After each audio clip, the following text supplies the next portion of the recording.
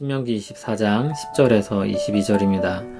키워드는 약자를 위한 규례들, 약자의 하나님, 천국에서 큰 자입니다.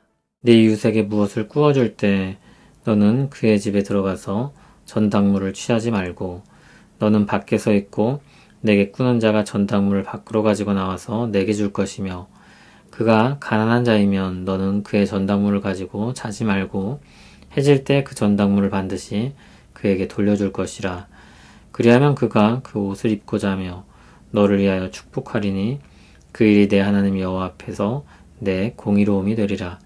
곤궁하고 비난한 품꾼은 너희 형제든지 내 땅 성문 안에 우거하는 객이든지 그를 학대하지 말며 그 품삯을 당일에 주고 해진 후까지 미루지 말라.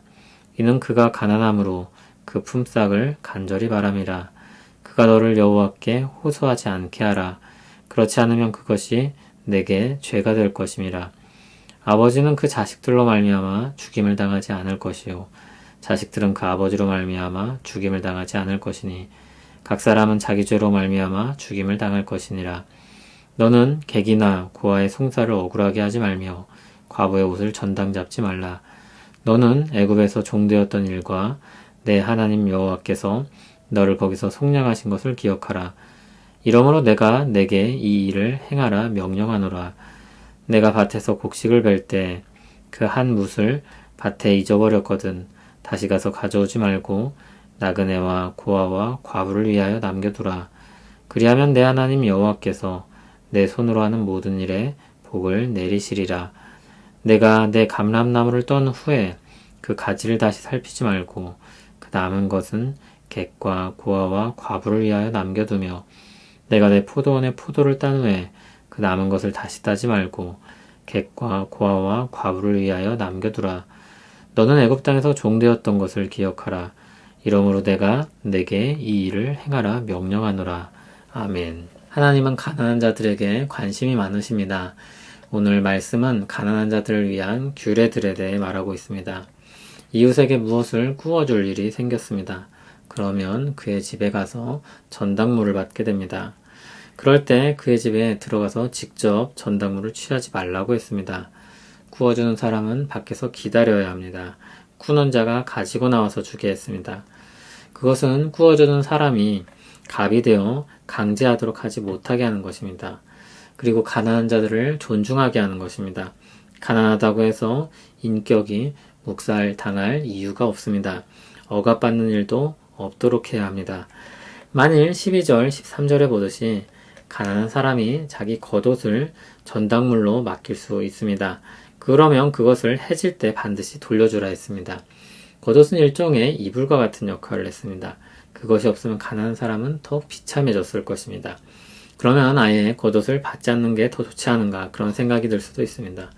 이 부분은 이렇게 해석할 수 있습니다. 외투를 전당물로 주기로 말만 하고 실제로 주지 않으면 여기서도 빌리고 저기서도 빌릴 수 있을 것입니다. 도저히 갚을 수 없는 돈을 거짓으로 빌릴 수 있을 것입니다. 그러면 빌려준 사람에게도 해가 될 것입니다. 갚을 수 없는 것이기 때문입니다. 무엇보다 그것은 하나님 앞에 정직하지 못한 처사입니다. 그런 것을 방지하도록 하는 체계인 것입니다.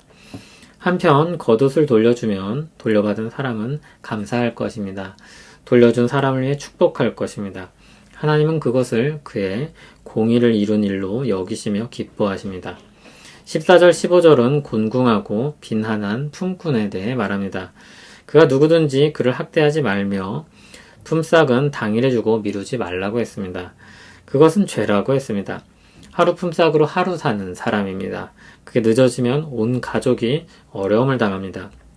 만일 그런 일이 벌어지면 일을 했지만 품삯을 받지 못한 사람의 마음은 억울하고 괴로울 것입니다. 그리고 그 억울하고 괴로운 마음을 가지고 하나님께 가서 호소할 것입니다. 그것은 넉넉한 가운데 조금 덜 들어온 것이 아닙니다. 간절히 바라는 일용할 양식을 잃은 것입니다. 하나님은 그의 호소를 들으시고 그것을 죄로 삼으실 것입니다. 16절은 아버지와 아들의 관계에 대해 말합니다. 아버지는 자식들 때문에 죽임을 당하지 않을 것이고 자식들은 아버지 때문에 죽임을 당하지 않을 것입니다. 각 사람은 자기 죄로 죽임을 당할 것입니다. 이것은 채무관계에서의 설명으로 이해할 수 있습니다. 그렇게 이해하면 흐름이 앞뒤의 내용과도 잘 연결이 됩니다. 예를 들어 아버지의 책임을 떠안고 아들이 그 채무로 인해 종이 되는 것은 없는 것입니다. 17절, 18절은 계속해서 연약한 자들에 대해 말하고 있습니다. 객과 고아와 과부입니다. 객이나 고아의 송사를 억울하게 하지 말라고 했습니다. 과부의 옷을 전당 잡지 말라고 했습니다. 그 근거는 애굽에서 종되었던 것과 하나님께서 그들을 거기서 속량하신 것입니다. 하나님은 애굽의 압제 아래에 있는 백성들에게 긍휼을 베푸셨습니다. 그 긍휼을 입은 백성들이 긍휼을 베푸는 삶을 사는 것입니다. 그들이 긍휼을 베풀어야 할 대상은 당시 사회적으로 가장 약자였던 객과 고아와 과부입니다. 19절에서 22절은 곡식 뺄 때의 일에 대해 말합니다. 이 역시 약자에 대한 배려의 내용을 담고 있습니다. 밭에서 곡식을 베다가 한 묶음을 잊어버렸습니다. 그러면 다시 가서 가져오지 말고 나그네와 고아와 과부를 위해 남겨두라고 했습니다. 하나님은 그것으로 말미암아 복을 주실 것이라고 했습니다. 비슷한 사례로 감람나무를 떤 후에 그 가지를 다시 살피지 말라고 했습니다. 탈탈 털어서 싹 쓸어가지 말라는 것입니다. 객과 고아와 과부를 위해 남겨두라고 했습니다. 또 다른 사례로 포도원에 포도를 딴 후 남겨진 것을 다시 따지 말고 객과 고아와 과부를 위해 남겨두라고 했습니다. 이 모든 일의 근거는 다시 애굽 땅에 종되었던 것으로 돌아갑니다. 하나님께서 그들에게 은혜를 베푸셔서 구원하셨듯이 그들도 은혜 베푸는 삶을 살도록 하신 것입니다. 율법에 약자를 위한 상세한 규례가 있습니다. 그 근거는 모두 하나님으로부터 나옵니다. 하나님이 가난한 자의 목소리를 들으십니다. 하나님이 연약한 자들에게 은혜 베푸는 것을 기뻐하십니다. 그러므로 하나님 백성은 은혜를 베풀며 사는 것입니다. 그들 역시 사실 하나님의 은혜로 구원을 받았던 사람들입니다. 가난한 사람들은 어느 시대에나 있습니다. 경제적, 사회적 약자는 어디에나 있습니다. 주님의 백성들은 그런 사람들을 보살피고 배려하여 숨통을 틀 수 있도록 해야 합니다. 효율을 높이고 하나도 놓치지 않으려는 부지런함도 좋습니다. 그런데 그런 경우는 누군가 도움을 받기가 어렵습니다. 우리의 시간과 재정 사용도 그렇습니다. 그런 삶엔 누군가 들어올 여지가 없습니다. 조금은 느슨해야 하고 여유가 있어야 합니다. 지금 한국 사회에서는 좀처럼 쉬운 일이 아닙니다. 하지만 하나님의 말씀을 듣고 하나님의 마음으로 베풀 때 하나님이 그것을 보시고 채우실 것을 기대하길 바랍니다. 계산적으로 그렇게 하라는 말이 아닙니다. 하나님의 마음으로 행하고 하나님이 채워주시는 것을 경험하길 바랍니다. 계산하여 받는 것은 수익입니다. 받지 못하는 경우엔 불만이 생기고 요구를 하기도 할 것입니다. 그러나 우리는 하나님께 그렇게 받아낼 것이 없습니다. 한편 은혜와 호의를 입어 받는 것은 선물입니다. 그런 하나님의 선물을 기대하길 바랍니다. 그리고 하나님을 찬송하고 영광 돌리길 바랍니다. 지금 여러분의 눈에 띄는 약자는 누구입니까?